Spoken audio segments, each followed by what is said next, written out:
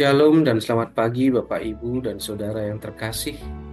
Kita bertemu kembali dalam program Sarapan Rohani PKPB Jemaat Galang Ninghyang Abian Base tanggal 7 Januari 2025. Semoga Bapak, Ibu, dan Saudara sekalian selalu dalam keadaan sehat dan baik-baik saja.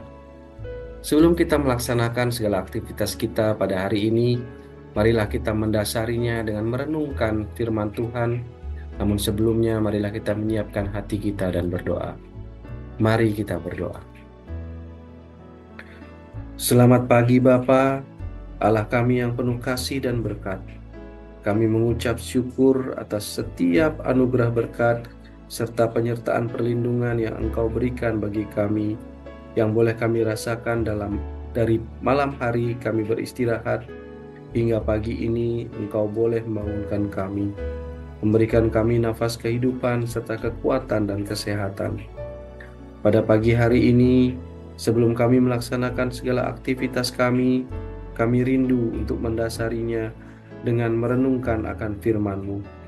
Biarlah Engkau boleh mempersiapkan hati dan pikiran kami untuk kami boleh membaca dan merenungkan akan firman-Mu, sehingga kami boleh dikuatkan dalam kami melaksanakan segala aktivitas kami hari ini. Terima kasih ya Bapa. Di dalam anak-Mu Tuhan kami Yesus Kristus kami berdoa. Amin. Pembacaan firman Tuhan hari ini terambil dari kitab Amsal pasal 3 ayat 11 dan Injil Markus pasal 1 ayat 21. Amsal pasal 3 ayat 11 berbunyi, "Hai anakku, janganlah engkau menolak didikan Tuhan, dan janganlah engkau bosan akan peringatannya." Dan Markus pasal 1 ayat 21 berbunyi, "Yesus dan murid-muridnya tiba di Kapernaum. Pada hari Sabat, Yesus segera masuk ke dalam rumah ibadat dan mengajar." Bapak, Ibu, dan Saudara yang terkasih dalam Tuhan kita Yesus Kristus, renungan kita pada hari ini diberi tema Dididik Tuhan. Setiap orang yang percaya kepada Yesus sebagai Tuhan dan Juru Selamat disebut sebagai anak Allah. Sebagaimana seorang bapa menginginkan anaknya hidup benar, demikian juga Bapa di sorga menginginkan kita memiliki sebuah kehidupan yang kudus dan berkenan di hadapannya. Tuhan tidak menghendaki kita hidup di dalam dosa.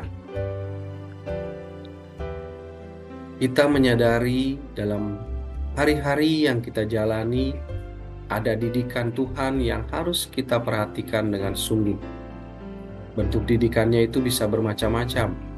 Bisa melalui firman-Nya yang kita dengar atau baca, melalui ilham Roh Kudus, nasihat sesama anak Tuhan, ataupun melalui berbagai perkara dan pengalaman yang Tuhan izinkan. Apapun caranya Tuhan mendidik kita harus menerima dan menaatinya. Pada Amsal 3 ayat 11 menegaskan, "Hai anakku, janganlah engkau menolak didikan Tuhan, dan janganlah engkau bosan akan peringatannya."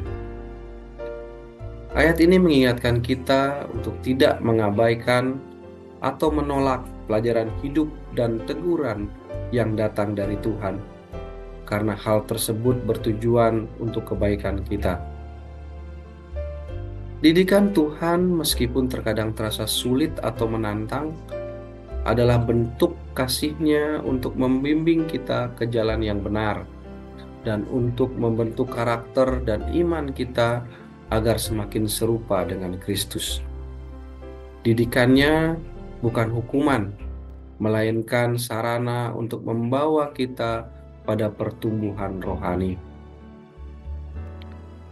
Bagian ini mengajarkan agar kita tidak menjadi putus asa atau merasa lelah saat menerima peringatan dan bimbingannya, karena Tuhan mendidik kita seperti seorang ayah mendidik anaknya dengan penuh kasih. Sebagai ilustrasi, cobalah kita membayangkan seorang anak kecil yang sedang berjalan. Ketika ia hampir jatuh, sang ayah akan memegang tangannya dan terkadang membiarkannya jatuh dengan aman, agar ia belajar menjaga keseimbangannya sendiri. Anak itu mungkin merasa kesal atau takut saat jatuh, tetapi ayahnya tahu bahwa pengalaman itu penting untuk pertumbuhannya. Demikian juga Tuhan dalam mendidik kita. Ada kalanya kita merasa kesulitan, tetapi setiap didikan memiliki tujuan untuk membuat kita lebih kuat, memiliki iman yang teguh, dan lebih bijaksana. Kehadiran Yesus dalam Markus 1 ayat yang ke-21 merupakan penegasan akan tindakan Yesus yang langsung mengajarkan firman Tuhan di rumah ibadat atau sinagog pada awal-awal pelayanannya. Ia menunjukkan bahwa mengajar adalah salah satu aspek penting dari misinya di dunia. Dalam konteks ini, rumah ibadat adalah tempat yang digunakan orang Yahudi untuk berkumpul, berdoa, dan belajar tentang Taurat. Jadi, kedatangan Yesus tidak hanya hadir untuk berdoa, tapi juga untuk mengajarkan kebenaran yang datang dari Tuhan, memberikan pengertian baru tentang kerajaan Allah, dan mengundang orang untuk bertobat serta percaya kepada Injil. Kehadiran Yesus di rumah ibadat juga menandakan bahwa Dia datang untuk memenuhi hukum dan menyatakan kehendak Allah secara langsung kepada umatnya, untuk membawa orang-orang lebih dekat kepada Tuhan, mengungkapkan kasih-Nya, dan memperkenalkan kehidupan yang baru dalam Dia. Ya, manusia memiliki keterbatasan dalam memahami kehendak Tuhan. Karena itu, dalam pembacaan kita dalam Amsal dan Markus mengingatkan kita sebagai anak-anak-Nya yang sedang dididik oleh Tuhan untuk setia menerima dengan rendah hati segala bentuk didikan yang datang darinya. Karena itu adalah bagian dari kasih Tuhan yang ingin memimpin kita menuju kehidupan yang bijaksana dan berkenan di hadapannya. Hal ini yang harus selalu kita tanamkan dalam diri kita adalah jangan pernah menolak didikan Tuhan. Menolak didikan Tuhan artinya memutus hubungan dengan Tuhan. Marilah kita belajar untuk menerima setiap hal yang boleh terjadi dalam kehidupan kita dan mulai memahami bahwa semua hal yang terjadi ada maksud Allah Bapa untuk mengajar dan mendidik kita. Amin. Mari kita berdoa. Ya Bapa, kami mengucap syukur akan firman yang boleh kami baca dan kami renungkan. Ajarkan kami untuk menerima akan setiap ajaran dan didikan-Mu dalam setiap kehidupan kami, agar kami menjadi lebih kuat, lebih bijaksana, dan memiliki iman yang teguh di dalam mengikut Engkau. Ya Bapa, saat ini kami berdoa untuk setiap jemaat-Mu yang mengalami sakit dan kelemahan tubuh. Biarlah Engkau menyembuhkan, memulihkan, dan memberkati sehingga mereka boleh dipulihkan dan boleh dapat beraktivitas kembali dan terlebih lagi boleh memuji dan memuliakan Engkau. Begitu juga dengan jemaat-Mu yang memiliki pergumulan di dalam kehidupan mereka. Biarlah Bapa juga yang menolong, memberikan kekuatan serta penghiburan, sehingga mereka dimampukan untuk menjalani kehidupan mereka bersama orang-orang terkasih dan terlebih lagi bersama Tuhan.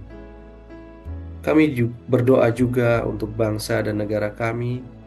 Kami berdoa untuk pemimpin-pemimpin kami, baik dari tingkat desa sampai tingkat pusat. Biarlah Engkau boleh memberkati dan memberikan hati yang melayani dan hati yang takut akan Engkau, sehingga bangsa dan negara kami boleh menjadi bangsa yang baik dan toleran. Terima kasih Tuhan akan setiap berkat dan anugerah yang Kau karuniakan bagi kami. Ajarkan kami juga untuk menjadi saluran berkat bagi orang-orang di sekitar kami. Demikian doa kami ya Bapa, yang semuanya ini kami naikkan hanya di dalam satu nama Putramu yang kudus, Tuhan kami Yesus Kristus. Amin. Demikianlah Bapak, Ibu, Saudara, biarlah renungan yang boleh kita dengarkan boleh menjadi dasar kita melaksanakan aktivitas kita hari ini. Selalu sehat dan tetap bersemangat. Shalom.